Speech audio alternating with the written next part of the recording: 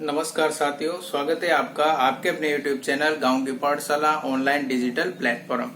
हम देख रहे थे समांतर श्रेणी, अपना चैप्टर चल रहा था कक्षा 10 का प्रश्नावली 5 का चैप्टर नंबर 5 जो है हमारे समांतर श्रेणी। समांतर श्रेणी में अभी तक क्या क्या सीखा। हमने समांतर श्रेणी को पहचानना सीख लिया कि समांतर श्रेणी कैसे ज्ञात करते हैं। समांतर श्रेणी का प्रथम पद व सारमंतर क्या होता है, प्रथम पद व सारमंतर से समांतर श्रेणी कैसे ज्ञात करते हैं और समांतर श्रेणी का nवां पद कैसे निकालते हैं। आप सबको पता होगा कि समांतर श्रेणी के nवें पद का फॉर्मूला क्या है, a plus n minus 1 into D. यहाँ तक हमने सीख लिया। समांतर श्रेणी के nवें पद को भी ज्ञात करना सीख लिया और अगर कोई पद दे रखा है तो उससे कौन सा पद nवां पद है वो भी ज्ञात करना हमने अभी तक सीख लिया है। आज की वीडियो में हम सीखेंगे कि समांतर श्रेणी के n पदों का योगफल कैसे ज्ञात करते हैं। हमने अभी तक nवें पद सीखे, आज हम nवें पद का योगफल ज्ञात करना सीखेंगे कि समांतर श्रेणी के nवें पद का योगफल कैसे ज्ञात करते हैं। जैसे हमने गुणनफल के लिए सीखा था कि गुणनफल की आवश्यकता क्यों पड़ी, nवें पद की आवश्यकता क्यों पड़ी, वैसे आज हम देखेंगे कि समांतर श्रेणी के nवें पदों के योगफल की आवश्यकता क्यों पड़ी। देखिए, इसे समझने के लिए एक सामान्य उदाहरण की सहायता से आपको समझाने का प्रयास करता हूं कि जैसे कोई एक महिला है गीता, कोई महिला है गीता, इसकी बेटी का नाम है साहब सीता। एक महिला है गीता और इसकी बेटी का नाम है सीता। ये गीता अपनी जो बेटी है उसको हर जन्मदिन के उपलक्ष्य पर 500 रुपए देती है। कितने देती है? 500 रुपए। तो एक जन्मदिन पर इसको कितने रुपए दे दिए? 500 रुपए। फिर अगले जन्मदिन आया तो कितने रुपए दे दिए? 600 रुपए दे दिए। फिर नेक्स्ट जन्मदिन पर कितने दे दिए? 700 रुपए दिए।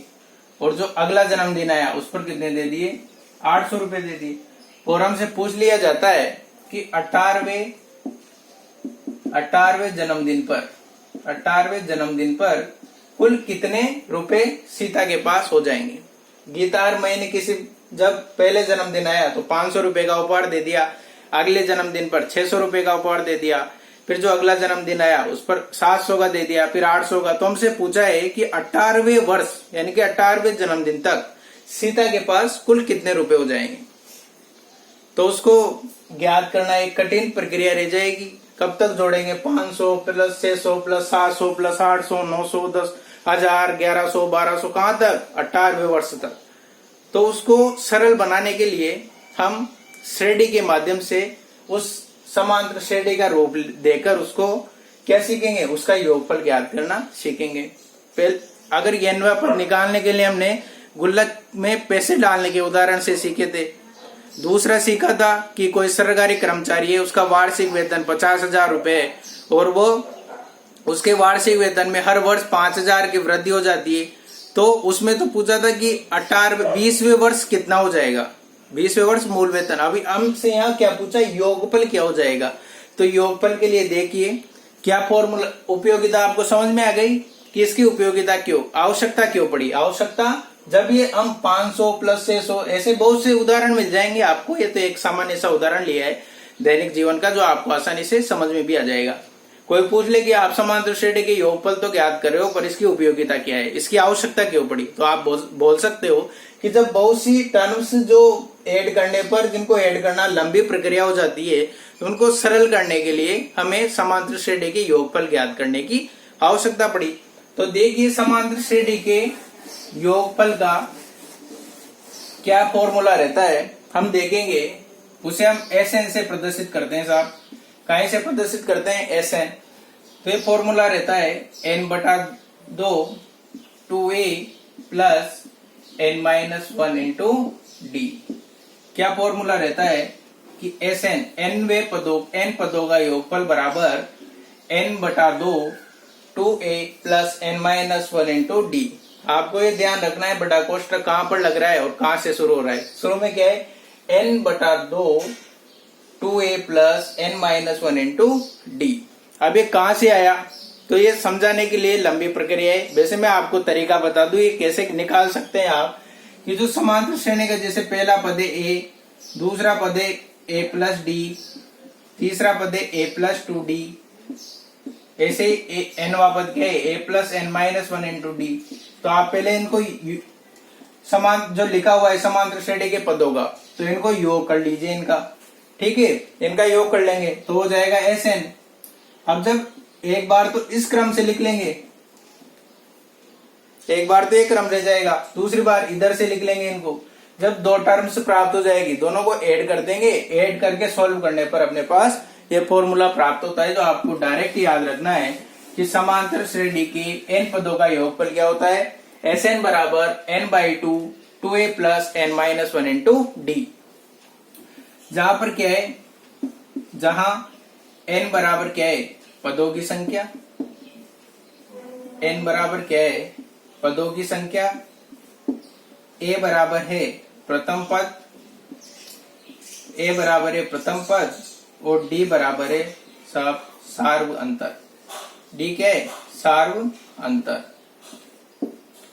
तीनों पदों को जानते हैं हम, पदों की संख्या को भी जानते हैं, प्रथम पद भी जानते हैं और सार्व अंतर कैसे निकालते हैं सब सीख रखा है अपने। समांतर श्रेणी की लास्ट स्टेज चल रही है, अब तो बिल्कुल अंतिम चरण में है समांतर श्रेणी।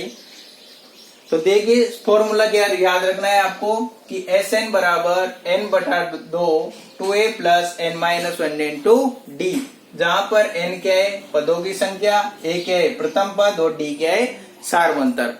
फॉर्मूला नोट कीजिए और अच्छी तरह ज्ञात कर लीजिए। अब इसमें समांतर n पदों का योगफल हम कैसे निकालते हैं, तो देखिए वो एक क्वेश्चन की सहायता से आपको समझाने का प्रयास करता हूं। देखिए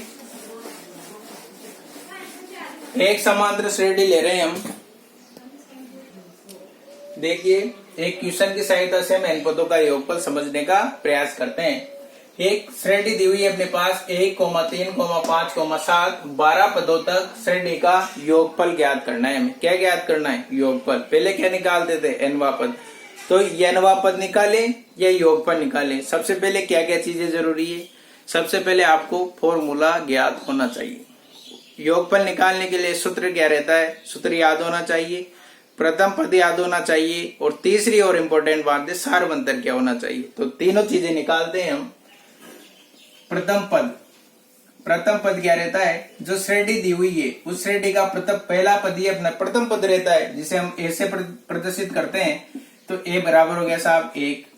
सार्वंतर क्या होता है, सार्वंतर क्या होता है, अनुवर्ती पद में से अगर पूर्ववर्ती पद को निकाल दिया जाए तो वो क्या रहता है सार्वंतर, जिसे हम d से प्रदर्शित करते हैं। तो 3 में से 1 जाते ही कितना बचेगा, 2। तो अपने पास सार्वंतर कितना आ गया 2।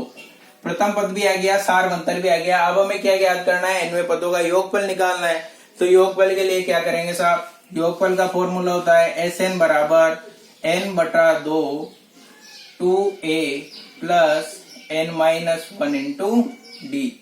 अब आप बहुत से विद्यार्थी सोच रहे होंगे कि सर ये 2a क्या है, 2a का मतलब है 2 इंटू a, 2 लिखना है, इंटू लगाना है, फिर a का जो मान है वो यहाँ लिखना है। तो इनमें वैल्यूज पुट करते हैं। देखिए तो Sn बराबर और क्या है, n बराबर कितना दे रखा है यहाँ, n बराबर 12 पदों तक। तो n का मान कितना आ गया 12 दे रखा है क्वेश्चन में। तो Sn निकालते हैं। तो Sn बराबर केवल वैल्यूज पुट करनी है हमें फॉर्मूले में। तो देखिए n/2 तो 12/2, फिर है 2a, तो 2 इंटू a का मान कितना है 1, तो ये 1 रख दिया। प्रथम पद कितना है 1 प्लस n माइनस n कितना है 12 माइनस 1 और सार्वंतर कितना प्राप्त हो गया 2। कितना प्राप्त हो गया सार्वंतर 2 प्राप्त हो गया, डी सार्वंतर 2 प्राप्त हो गया। केवल जो फॉर्मूला याद करना है, फॉर्मूले में वैल्यूज ही पुट करनी है और कुछ भी नहीं है। देखिए तो Sn यानी कि 12 कितना हो गया, ये हो गया 6 भाई, 12 से 2 12 में 2 का भाग कितने बार गया 6 बार।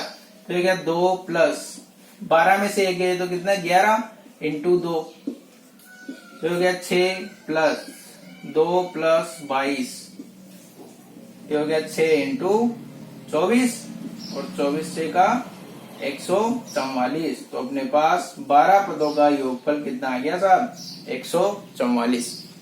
तो क्या सीखा हमने, समांतर श्रेणी के n पदों का योगफल कैसे ज्ञात करते हैं ये सीख लिया। उसका फॉर्मूला होता है Sn बराबर n/2 2a plus n-1 into D. फॉर्मूले की फॉर्म याद रखनी है आपको किस प्रकार से रहता है। यहाँ पर n क्या है, a क्या है, d क्या है, उपयोगिता सीखी और हमने एक उदाहरण की सहायता से आपको समझाने का प्रयास किया कि समांतर श्रेणी के अगर n पदों का योगफल हमें निकालना है तो कैसे निकालते हैं। आज की वीडियो में इतना ही। अब जो समांतर श्रेणी के नेक्स्ट टाइप के क्वेश्चन है वो हम नेक्स्ट क्लास में करने का प्रयास करेंगे। तब तक के लिए निरंतर अध्ययन करते रहिए, मेहनत करते रहिए और अपने लक्ष्य को ध्यान में रखकर निरंतर अपनी पढ़ाई से जुड़े रहिए। मिलते हैं नेक्स्ट वीडियो में एक कुछ नए महत्वपूर्ण क्वेश्चनों के साथ। तब तक के लिए जय हिंद, जय भारत, धन्यवाद।